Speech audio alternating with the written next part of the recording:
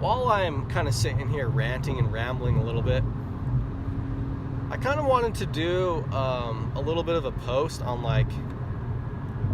anti-Semitism and a little bit of racism.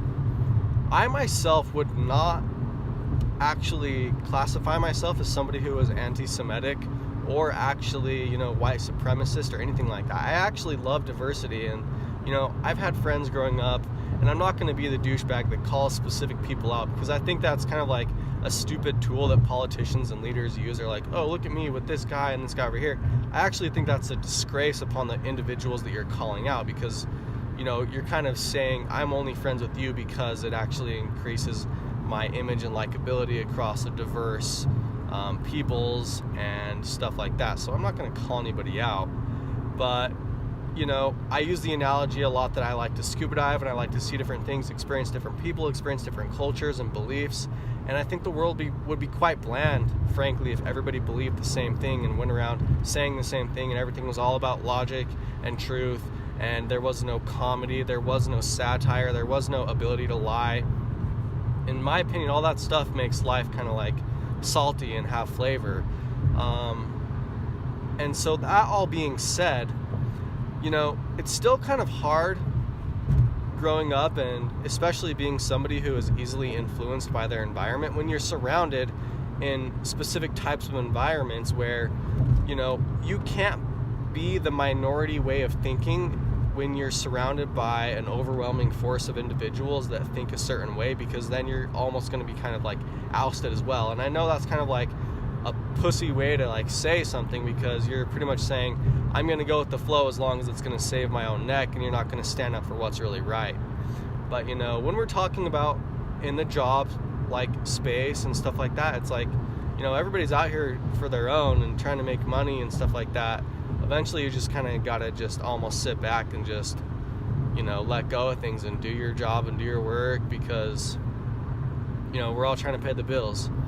And anyways, I myself being really easily influenced by the opinions of others, and so it sometimes makes it hard for me to really and honestly state my own kind-hearted nature about my feelings towards each and every race and nationality and belief system, because I wholeheartedly do. And all of that being said, there are still a few things which kind of get under my skin every once in a while, and I really am going to try and do my best to try and not be clumped into a group of individuals while saying these things. So I'm going to try and use points and arguments which should be able to shed light upon a situation without there being any ability to associate my reasoning and logic with merely an emotional response designated as racism or anti-Semitic or anything to that extent. I follow a lot of people on Twitter, and there's a lot of people in, the Hollywood scene that it's if they are of said, Jewish origination or of African American descent and things to that extent, it's something that is blatantly spouted off on their feeds 24/7. It's other people that aren't of that, it's not something that you come across all the time, but for some reason, it's almost it's become a reaction for these people where they constantly have to spout off the awareness of such events to almost gain recognition of them, to boost their own chemical system of gaining affirmation from the population upon them stating such things, and through the rest of the population then affirming their statements. It's kind of this looping system where they're gaining their own self-confidence and image, and I think that gaining your own self-confidence and image is a good thing, but when you're constantly purporting something which is kind of actually really demeaning towards the character of everybody else but said group, to gain your own affirmation of confidence in yourself and your own stance on things, then I think we're coming into a situation and a problem here. I mean, I could go back and I could flip and turn the tables around, and I'm just going to use both of these groups as an example because they're the ones which are most commonly seen today in the media, in the mainstream media. African Americans, I hate to say it, but you were actually sold into slavery by your own warring tribes in Africa. And, so it's like you were almost allowed a better life by being sent here today. Your ancestors, at least, their sacrifice for you to come to this country and be involved in this society that we have here. And, if you were to go back to Africa today, you're almost saying hello to the people that sent you into slavery, or your ancestors into slavery way back when. And, life is just such this weird thing of blaming people and playing the blame game. And, we're all at some times in situations where we're discriminated against upon our beliefs or made fun of, or whatever you want to say, And slavery itself isn't something which was condemned toward African Americans either.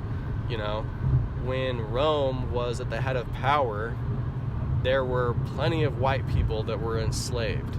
And, it was like a stone skip and a hop jump away. I know I butchered that saying, but I hope the analogy still stands as to, literally people almost in a sense right across the state line, and not so different of a people, were enslaved by people that looked just like they looked.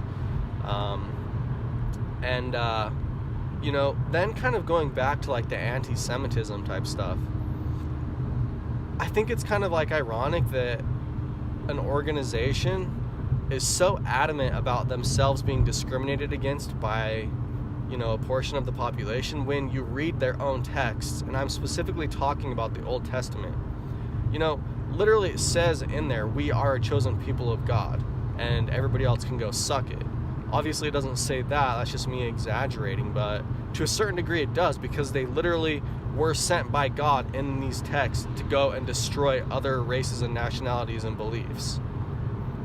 Like, you can't get any more like egotistical or bigoted inside of your own texts. And these are texts, the Old Testament, and things to this extent, which these organizations hold true. And so I think it's kind of ironic that then all of a sudden, and this doesn't justify it by any means, and this isn't supposed to be an expose which justifies any actions against said organizations, but it's merely supposed to be something which people possibly from these organizations can look at and say, oh, you know what, maybe I should be the bigger one and possibly turn the cheek here, right? Because maybe to some degree what has kind of gone on is what we actually may have participated in previously, because it says that. And if you hold the book itself to be something of historical truth, then yes, that is actually what occurred and went on. So, then I think it's kind of ironic that, if you play by the rules here and accept everything to be true to a certain degree, then this same organization and group killed the one who went around and told everybody that they were of chosen birth and of, the chosen people, and we're all children of the Most High type thing. Well, that was pretty much an upsetter to the hierarchy, and so obviously this person's going to be handed over to Roman officials to be executed for such blasphemous words, right? Well, anyways, I just kind of got irked by a couple social figures on social media that for some reason can't seem to let things kind of rest. And it's a very touchy subject, because obviously if you let things do go to rest, then you're kind of in a sense giving up, and you're being that person I was talking about in work that is just sitting there letting it go by and not being the one to stand up for what's right. But life itself is a very cutthroat thing. I can't sit up here and say that it's this really sympathetic and empathetic thing toward everybody and everybody's cause. No. The wolf goes out there and kills the deer, and the lion goes and kills the antelope, and all of this other stuff. It's very cutthroat. It's very primal and primitive, and there's death, war, and sex, and violence. And the law of nature suggests that which is able to take advantage over others is which actually propagates itself. It's not necessarily this sympathetic and empathetic thing towards people's beliefs and causes. If you're something which the majority of the rest of the population doesn't necessarily agree with or empathize with, then you're going to be sitting there struggling and fighting against this system. But, to then all of a sudden call the system out, it's just a very tough situation. You're in between a hard place and a rock here, because you're trying self-preservation tactics, but then at the same point in time, that's just the way life is, kind of things dwindle and fade away, and other things take advantage of other things. And to say that it's any different or any other way than that is literally stating that you're in a denial of reality. And to say that for some odd reason, your belief systems, which are actually false, should be held as true and held in high regard and to the same standard as other individuals, when in fact they shouldn't.